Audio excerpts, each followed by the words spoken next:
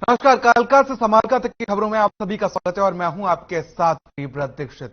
करनाल से इस वक्त की बड़ी खबर सामने आ रही है, जहां पर अनशनकारियों से भूपेंद्र सिंह हुड्डा ने मुलाकात की है और साथ ही उन्हें जूस पिलाकर उनका अनशन तोड़वाया है। ये बड़ी अपडेट इस वक्त की आपको बता दें, आड़तियों ने किया हड़ताल खत्म करने का एक बड़ा ऐलान किया है। हड़ताल खत्म, विरोध प्रदर्शन जारी रहेगा। जूस पिलाकर आमरण अनशन तोड़वाया है। बड़ी अपडेट इस वक्त की आपको बता दें कि अनशनकारियों से भूपेंद्र हुड्डा ने मुलाकात की है और जूस पिलाकर उनका अनशन तोड़वाया है। इस वक्त की बड़ी और अहम जानकारी, आड़तियों ने हड़ताल खत्म करने का तो ऐलान कर दिया है, लेकिन उनका अनशन अभी भी लगातार जारी रहेगा। विरोध प्रदर्शन का लगातार जारी रहेगा। इस वक्त की बड़ी और अहम जानकारी, जहां पर भूपेंद्र हुड्डा ने मुलाकात की है अनशनकारियों से और जूस पिलाकर उनका अनशन तोड़वाया है। साथ ही हड़ताल खत्म करने का अनशनकारियों ने ऐलान कर दिया है, लेकिन उनका यह भी कहना है कि विरोध अभी भी लगातार जारी रहेगा। इस वक्त की बड़ी और अहम जानकारी आपको बता दें कि भूपेंद्र हुड्डा ने अनशनकारियों से मुलाकात की है और जूस पिलाकर उनका अनशन तोड़वाया है।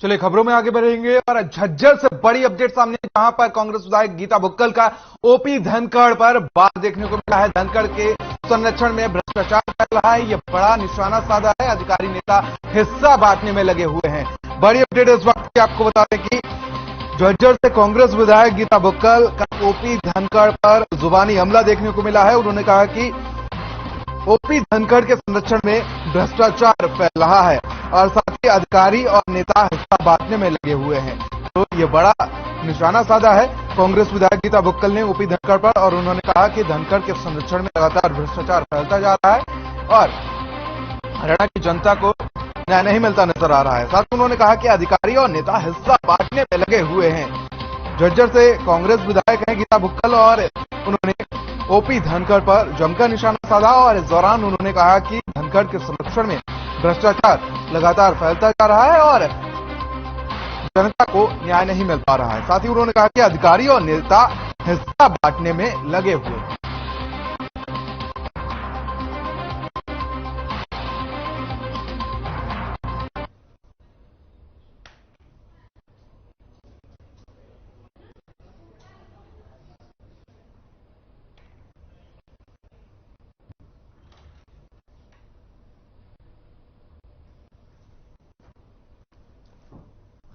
तो झज्जर से खबर आई है, जहां पर आपको बता दें कि कांग्रेस विधायक गीता बुक्कल ने ओपी धनखड़ पर निशाना साधा है। उन्होंने कहा कि धनखड़ के संरक्षण में भ्रष्टाचार फैल रहा है।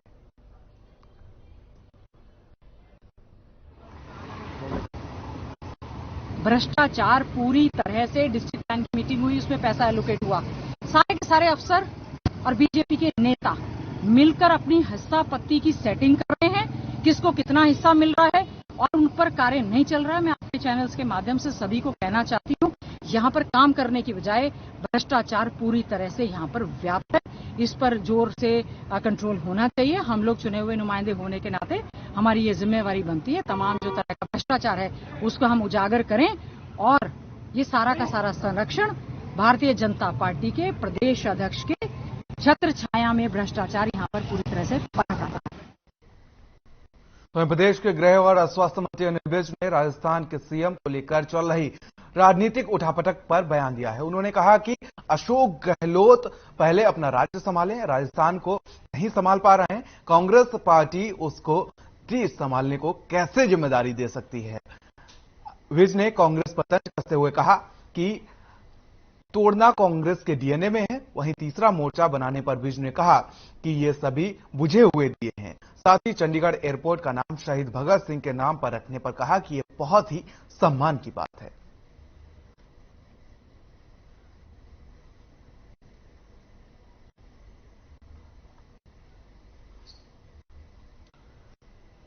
तो अंबाला से खबर है, जहां पर आपको बता दें कि प्रदेश के गृह और स्वास्थ्य मंत्री अनिल विज ने कांग्रेस पर एक बड़ा आरोप चढ़ा है और राजस्थान के सीएम अशोक गहलोत को लेकर उन्होंने एक बड़ा आरोप लगाया। उन्होंने कहा कि अशोक गहलोत राजस्थान नहीं संभाल पा रहे हैं, कांग्रेस को कैसे संभालेंगे। तो वहीं इस दौरान राजस्थान की बात कर ली जाए तो अध्यक्ष पद के नाम को लेकर राजस्थान के सीएम अशोक गहलोत का नाम सामने आ रहा है। तो वहीं अब उसी पर पलटवार करते हुए हरियाणा के स्वास्थ्य और गृह मंत्री अनिल विज ने बयान दिया है और उन्होंने कहा कि अशोक गहलोत राजस्थान को नहीं संभाल पा रहे हैं तो कांग्रेस को कैसे संभालेंगे, ये सब बुझते हुए दिए हैं।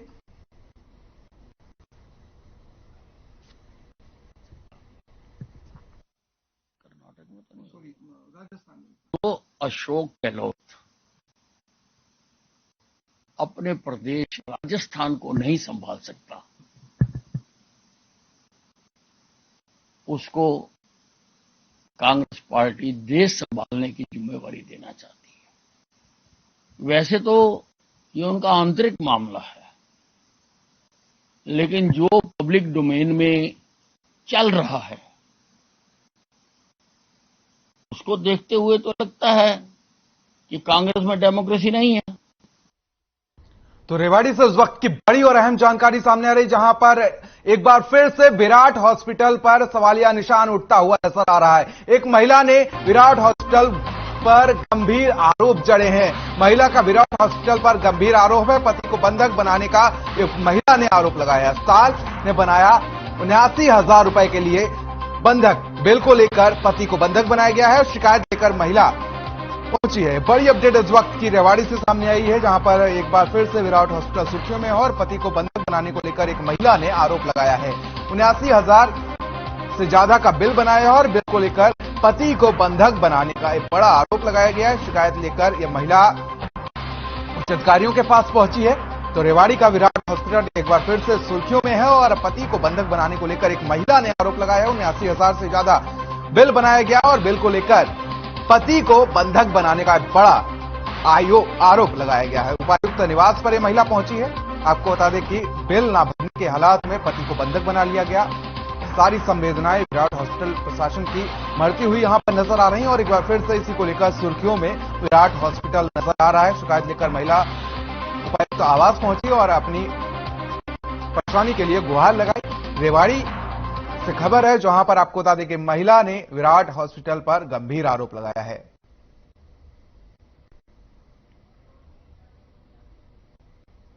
तो महिला का विराट हॉस्पिटल पर गंभीर आरोप है। महिला ने कहा कि 79,000 का बिल बना दिया गया, जिसके एवज में उसके पति को वहां पर बंधक बना लिया गया।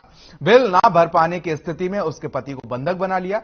तो वहीं महिला अपनी परेशानी लेकर न्याय की गुहार लगाने के लिए उपायुक्त निवास पहुंची और न्याय की गुहार लगाई। एक बार फिर से विराट हॉस्पिटल सुर्खियों में है और अब एक महिला ने गंभीर आरोप जड़ा है और आरोप यह है कि 79,000 का बिल न भरने के हालात में महिला के पति को बंधक बना लिया गया।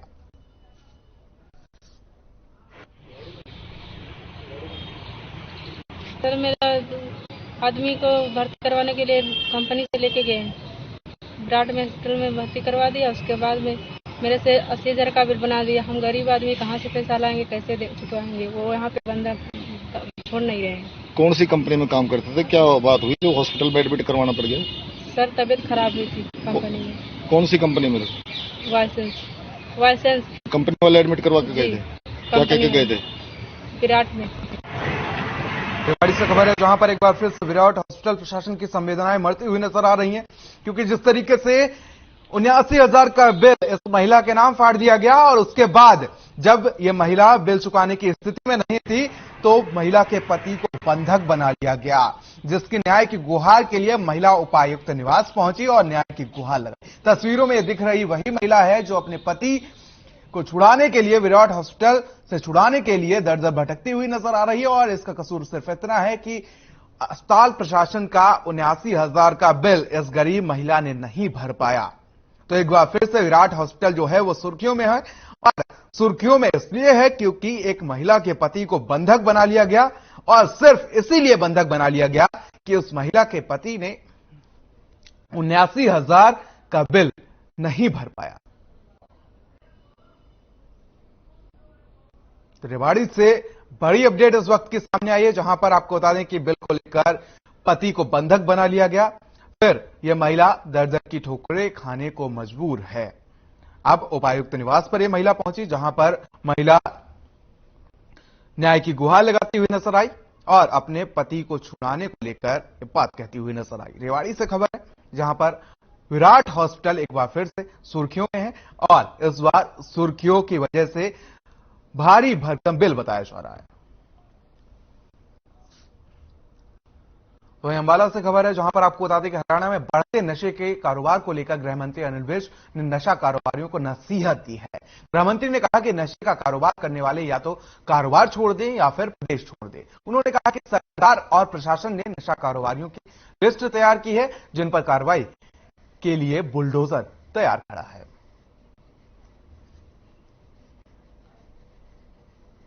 हमारा बुलडोजर चलेगा। जो नशे का कारोबार कर रहे हैं, नशा ले रहे हैं या नशा बेच रहे हैं, ये इस कारोबार को छोड़ दें, जहां मेरा हरियाणा छोड़ दें। हम इनको रहने नहीं देंगे। हमने सब जगह टीमें बना दी हैं और जो इन्होंने नशे के कारोबार से पैसा कमाया है, उससे जो जहां संपत्ति बनाई है, हम उस सारे को। तो अंबाला में कई दिनों से हो रही बारिश और तेज हवाओं की वजह से पेड़ और बिजली के खंभे गिर रहे हैं, जिसकी वजह से शहर में बिजली सप्लाई ठप हो गई है, जहां लोगों की परेशानी बढ़ती हुई नजर आ रही है।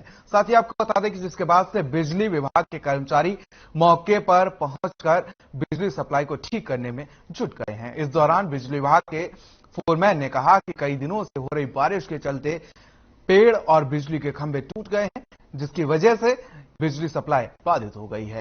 साथ ही उन्होंने कहा कि जल्द से जल्द बिजली की सप्लाई को सुचारू रूप से चालू कर दिया जाएगा।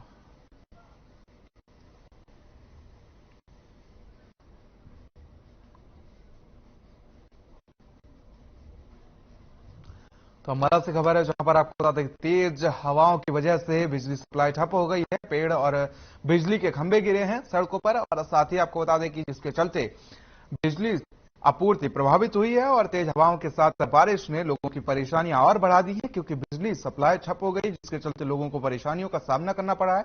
तो वहीं लोगों ने जब बिजली विभाग से संपर्क करना चाहा तो बिजली विभाग ने कहा कि पेड़ और खंभे टूटने की वजह से बिजली आपूर्ति प्रभावित हुई है, जिसकी वजह से लोगों को परेशानियों का सामना करना पड़ा है और साथ ही जल्द से जल्द बिजली आपूर्ति को ठीक कर दिया जाएगा।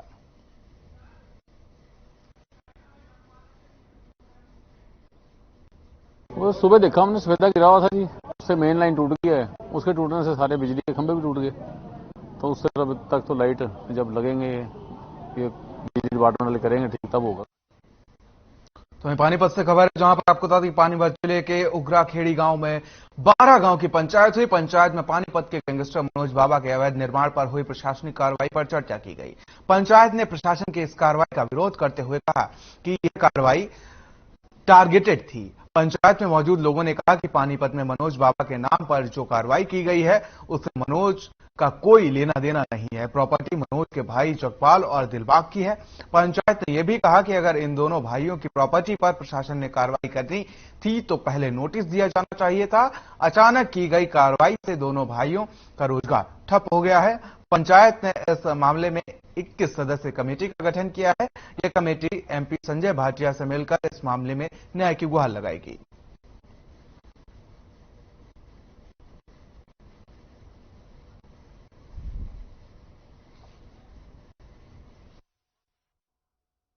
इसमें फैसला लिया गया कि कमेटी बनाई जाएगी और कमेटी एसपीडीसी से मिलेगी और आगामी कार्रवाई उसके बाद होगी जो होगी सर। ये कार्रवाई गलत करी गई जी, क्योंकि देखो जो मनोज के नाम जमीन है वो तो अलग है और ये इसके बड़े भाई की जो जमीन है ना, उस पर जो तोड़ फोड़ करी गई, उस पर करी गई, ये हमारे हिसाब से गलत हुआ। कल जो ये अत्याचार हमारे साथ किया गया, आज गांव की 36 बिरादरी ने गांव गुवांडे में जो पंचायत बुलाई थी, क्योंकि मेरा गांव पंचायत को और न्याय के कानून को मानने वाला गांव है। इस गांव का हमेशा से इतिहास रहा है। आने वाले समय में हम जो बहुत ही अभी एमपी साहब से मिलेंगे, एसपी साहब से मिलेंगे, डीसी साहब से मिलेंगे, क्योंकि हमारा सबसे पहले करते हुए है प्रशासन से अपनी अपील। तो सोनीपत में निहारका को राष्ट्रपति द्रौपदी मुर्मू ने नेशनल सर्विस स्कीम अवार्ड 2021-22 देकर सम्मानित किया है। बताया जा रहा है कि एनएसएस में सामाजिक क्षेत्रों में सराहनीय कार्य करने के लिए सिल्वर मेडल और सर्टिफिकेट देकर सम्मानित किया गया है, जिसके बाद परिजनों ने निहारिका का स्वागत किया और अपनी बेटी की उपलब्धि पर खुशी जाहिर की है। वहीं निहारिका ने कहा कि भविष्य में गरीब परिवार के बच्चों को शिक्षित करने का काम करेंगी।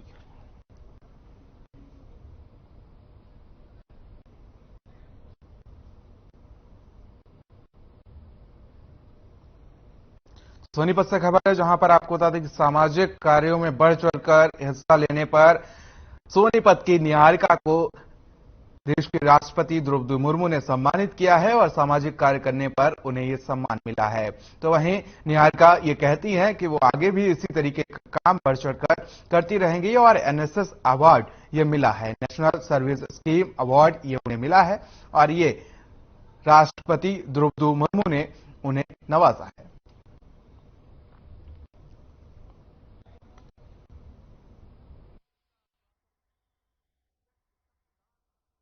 और मेरे को खुशी जो है वो शब्दों में बयान नहीं हो पा रही है। मैंने इतनी सेवा कर और मैं इसी प्रकार से आगे सेवा करना चाहूंगी ताकि ऐसी खुशियाँ मेरे घर में दोबारा आती रहें। बहुत खुशी है। आज मैं बहुत गर्व महसूस कर रही हूँ कि मैं हमारी बेटी ने इतने ऊंचे मुकाम पे खड़ा किया है।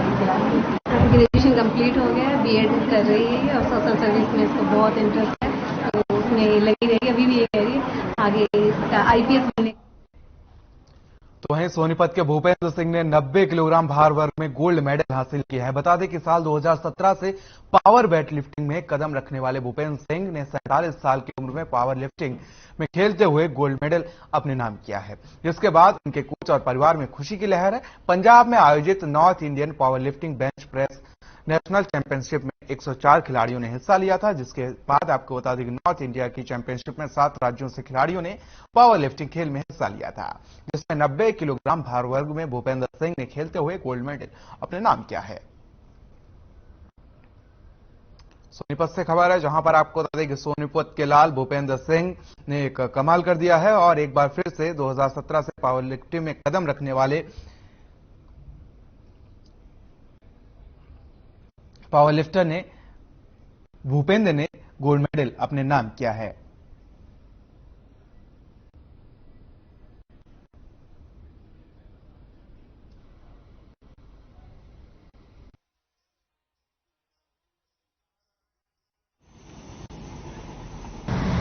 कोई भी प्रतियोगिता आती है, गुरु जी बोलते हैं कि भाई अब आपने खेलना है। जैसे बताते हैं कि भाई अभी 3 महीने बाद कोई प्रतियोगिता है, तो हम कहते हैं गुरु जी 3 महीने में कैसे तैयारी हो पाएगी। गुरु जी कहते हैं 3 महीने नहीं 6 महीने हैं। 6 महीने कैसे हैं कि आपने सुबह भी प्रैक्टिस करनी है, शाम को भी प्रैक्टिस करनी है। और आज मैं बात करूंगा हमारे भूपेंद्र सचदेवा जी, जो natural strong power lifting federation है हमारी, मैं इंडिया का चीफ हूं, ये उसमें ट्रेजर आ रहे हैं। पिछले 5-6 साल में जितनी जल्दी इनको सफलता मिली है, नेशनल चैंपियन भी रहे हैं, इनका नेशनल में सिल्वर मेडल भी आया है, ब्रॉन्ज मेडल भी आया है, 2 बार ये इंटरनेशनली सेलेक्ट। तो वहीं यमुनानगर से खबर है, जहां पर आपको बता दें कि महामंडलेश्वर स्वामी ज्ञानानंद जी महाराज ने यमुना को लेकर बयान दिया है। उन्होंने कहा कि जब यमुनोत्री से अवतरित होती है तो वह शुद्ध होती है, लेकिन जैसे ही वह तटीय इलाकों में आ जाती है उसमें सीवरेज का गंदा जल, फैक्ट्रियों का गंदा पानी मिलना शुरू हो जाता है, इसलिए हम सब दोषी हैं। आगे उन्होंने कहा कि इसको लेकर जल शक्ति मंत्रालय काम कर रहा है। जहां नमामि गंगे मिशन चल रहा है, वहीं यमुना की सफाई पर विशेष ध्यान दिया जा रहा है। यह प्रयास अब धरातल पर समाज को नजर आने लगा है। स्वामी ज्ञानानंद जी महाराज ने बताया कि यमुना के किनारे हरी यमुना पथ विकसित किया जाने की योजना है और इसको लेकर पोंटा साहिब में विशेष बैठक का आयोजन किया गया, जिसमें नेशनल ग्रीन ट्रिब्यूनल अध्यक्ष जस्टिस आदर्श गोयल, जस्टिस प्रीतम पाल, जस्टिस प्रमोद कोहली, संत बलवीर सिंह सीचेवाल सहित कई क्षेत्र के विशेषज्ञ और केंद्रीय जल शक्ति मंत्रालय के अधिकारी शामिल हुए।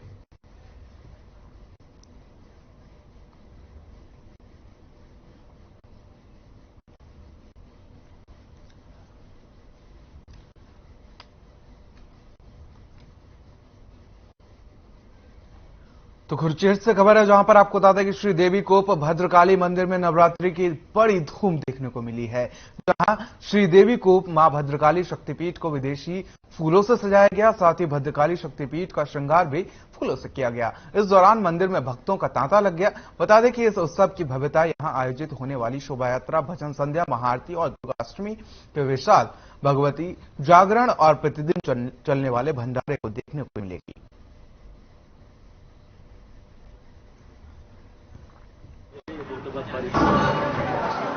पहला नवरात्रि की शुभकामनाएं, आशीर्वाद माँ का बना रहे और यही कहेंगे कि विश्व में कोरोना से जैसे आज बचाव हुआ है, सभी भक्तों के माँ अपना आशीर्वाद बनाए रखे। और आप देख रहे हैं भव्य मंदिर सजाया गया है, विदेशी फूलों से दूर दूर देशों से आज आया है और सभी भक्त कन्या पूजन अवश्य करें और माँ का आशीर्वाद प्रदान करें। जय माँ भद्रकाली, जय माँ भद्रकाली। आज पहला नवरात्र है, मां शैलपुत्री का नवरात्र है। की भी मनोकामना पूर्ण होती है। यहाँ पर घोड़े चढ़ाने की ऐसी प्रथा है, ये महाभारत कालीन से चली आ रही है। तो सभी हमारे देश में अमन हो, चैन हो, सुख शांति हो, यही हम माता से हम आशीर्वाद मांगते हैं। मैं आज पहला नवरात्र है तो मैं यहाँ पे माता के दर्शन करने आई हूँ।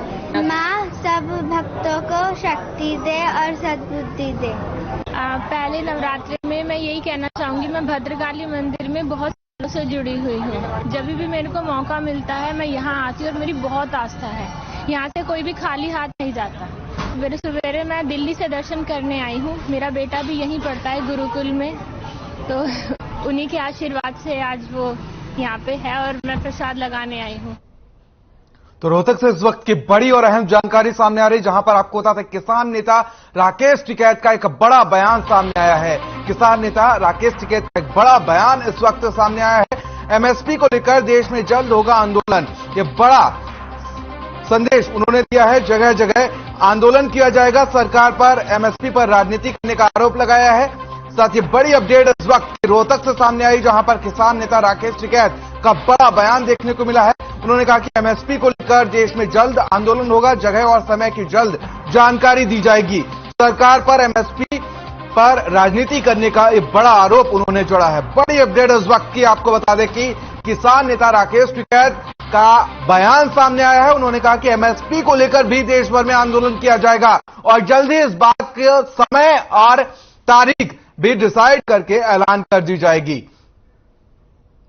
तो किसान नेता राकेश टिकैत का एक बयान सामने आया और एक बार फिर से राकेश टिकैत ने एक बड़े आंदोलन को छेड़ने की बात कही है। उन्होंने कहा कि सरकार के खिलाफ एक बड़ा आंदोलन छेड़ा जाएगा, जिसमें सरकार से एमएसपी पर जवाब मांगा जाएगा।